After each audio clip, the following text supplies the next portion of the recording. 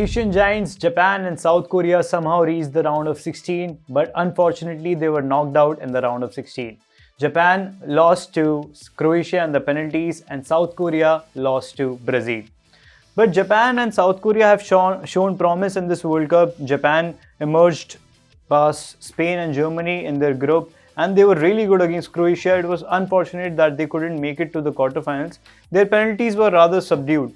I think when you say promise, it's been there for a decade, since the start of the J League and since when South Korea went to the semi-finals in the World Cup under Gus Hiddink at that point. 2002, yeah. Things have always improved for them. It's just that it's a matter of how you crack the top 6, top 4 consistently, which actually makes you into a giant of a team, which is probably a big problem for them to do that.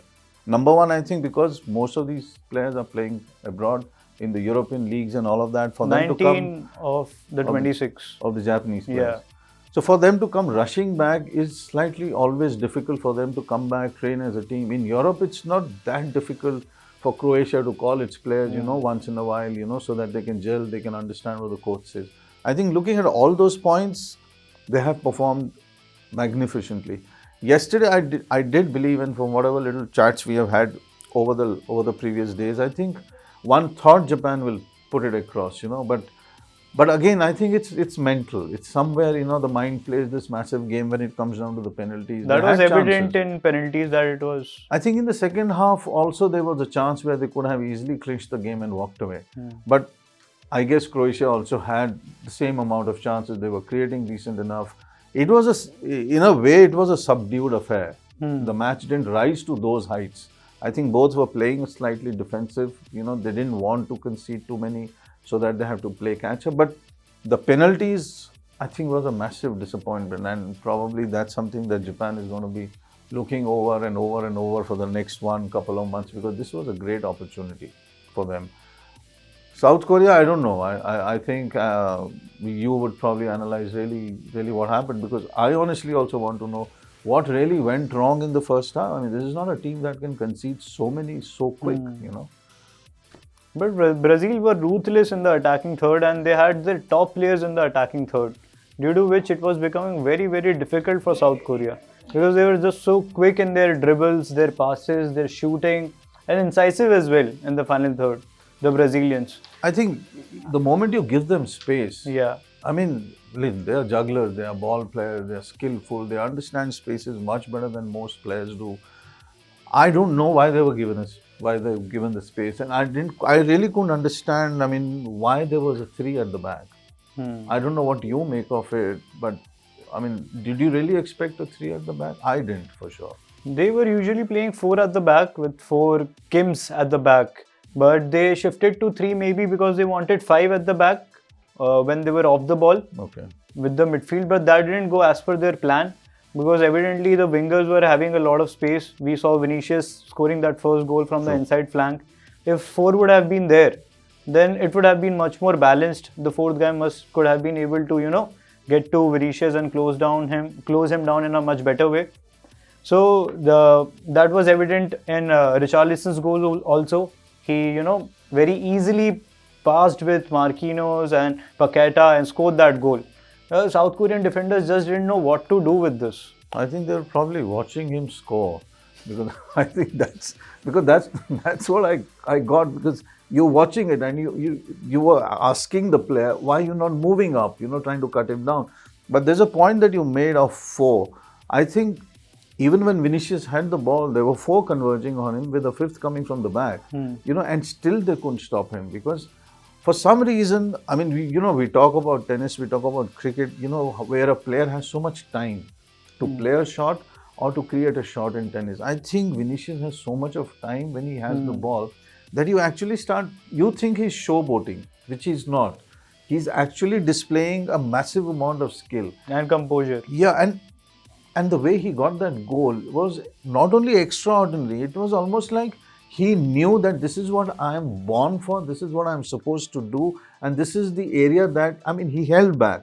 And then he actually saw everybody come into place, and then he found his angle, which is remarkable also, that the defense is not pressurizing him that much, which is a little difficult for me to understand. as to if you're seeing Vinicius have the ball, if you're seeing somebody else have the ball, or Richarlison, or you're seeing Neymar have the ball, wouldn't you pressure him? I mean, that's what was a little, one could understand why South Korea was not going full hog to stop the shot making. They're not as organized as they have been in the other matches. But I felt that Japan was a much better side than South Korea.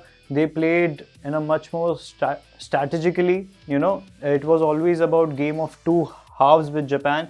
They always, against Spain and Germany, they conceded first, then they bounced back in the second half. And I was reading that they were calm and composed in the halftime because they know that we can do it. We will be able to bounce back in the second half. Strategically, their manager shifted to 3-5-2 from 5-4-1. Both the wing backs were coming forward. So there was man overload in the attacking region. Then they were systematically pressing, due to which the likes of Spain and Germany couldn't resist the pressure and they eventually conceded the goal. So that strategy was something, different. And pulling it off at the World Cup is massive. I think 4-0 down, I think the game was up at that point of time. Even Brazil was not coming up, trying to get more. For whatever reason that is, a 4-1 is okay. But, I think South Korea is going to go back hugely disappointed from this World Cup, because you don't come in to lose by such large margins. You want to make a match which is much closer. And then now, I don't know, I mean, where do you place Brazil as a team now? I still feel, and I still keep maintaining that they are brittle. Yeah. When they come up against a very, very solid side, and when I say solid, somebody who understands in terms of all the three areas on how to pack it and how to push Brazil back, I think Brazil will have issues. Whenever South Korea attacked, in fact, you could see them having a little problem, fallbacks, and also their defensive formations were not really in sync with the kind of attacks happening. I think a lot of people will see all of this. And Brazil is not going to have it easy. I mean, the scorelines might look like that.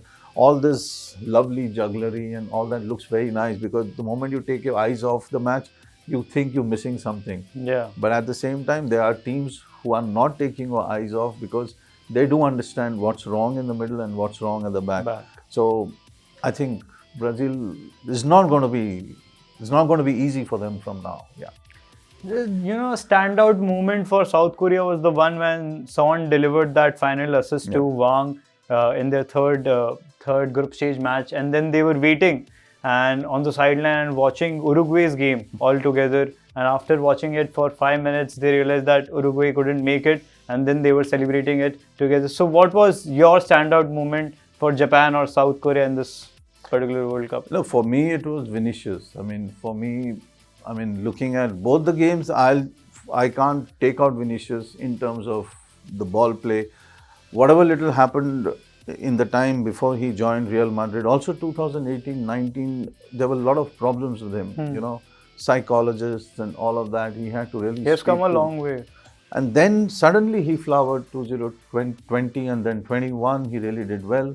And now you almost see a very different player. You see somebody who's, as I say, the way he plays, the way most of the Brazilians play, it almost seems like, there's an arrogance to them, there's a swagger to them, there is this whole thing about, we don't care, this is our style. But exactly that is the subtleness that they bring to the sport. And for me, Vinicius in the first game of the World Cup, and Vinicius now, the way he, not only in the way he moves, the way he passes, the way he uses his feet with the ball, and there was a moment in that particular game where he had the ball, and there was a defender coming in from the back, and then he flips the ball over, he turns around 360, the defender crosses him, and he's again back facing his own goal, and he has the ball with him. Now that requires not only skill, it requires an outrageous amount of where you are, the presence of mind. I think so you have to be proactive to pull something off like that. Yeah, and not only intelligent, but that whole thing about that he may take the ball away from me, but the confidence that they have with the ball, I think that's, and I think Brazil plays very well in smaller spaces. If you see the three headers of Richarlison when he had that, then he drops the ball. There are two defenders in front of him, and he uses that space to even pass. I think that's remarkable about Brazil here. So But coming back to the question, it's Vinicius for me. I mean, he is the standout player for me completely. No other player comes close. Vinicius Brazil will be playing against Croatia in the Yeah, quarterfinals. they'll be. Let's see who wins among Portugal and Switzerland tonight, and the other clash is between Morocco and Spain. So the winner of both these matches will clash in the quarterfinals. That's about it from this episode. Stay connected to Sports9 for all the news, insights, facts and figures from the World Cup. Follow Sports9 on all the channels. Thank you. Signing off.